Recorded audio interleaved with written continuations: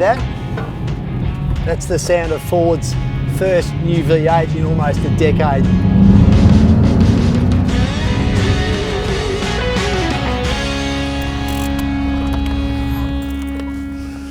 It's the sound of the engine in this, Ford's 1991 EB Falcon V8.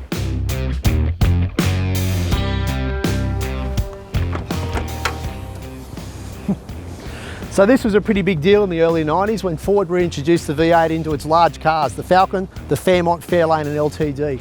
It was going back on a mistake they'd made nearly a decade prior when they dropped the V8 and replaced it with a fuel-injected 6.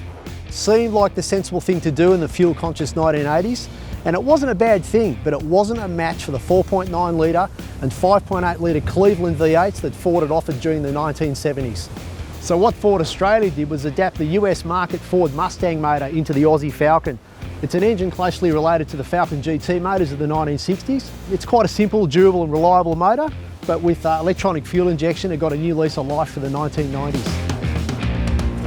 Thankfully, when Ford's US engineers converted this engine to fuel injection, they used a clever two-piece intake manifold. That meant that this engine was quite an easy installation into the Ford. The intake manifold was turned around, which meant it was compatible with the Falcon's electrical system and with its air intake system. No production line problems. So the result was the best news that Ford fans had had in ages, and it put Falcon back on the shopping list for cool dads. Even cooler, this one's a wagon.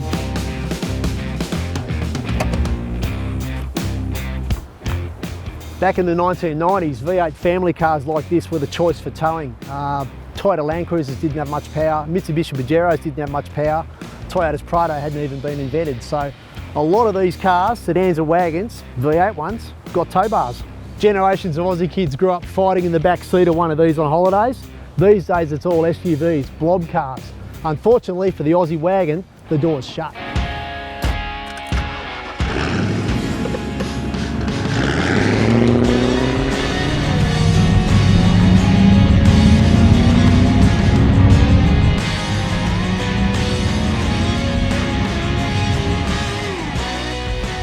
Ford's new V8 had 165 kilowatts, which is about 220 horsepower in Mustang money, 380 Newton meters, which these days doesn't sound like a real lot when you've got soccer mum blob cars with 200 kilowatts or more. But it did allow Ford, teamed with an automatic 4-speed transmission or a 5-speed manual, to match Holden's performance cars, its whole range pretty much, model for model.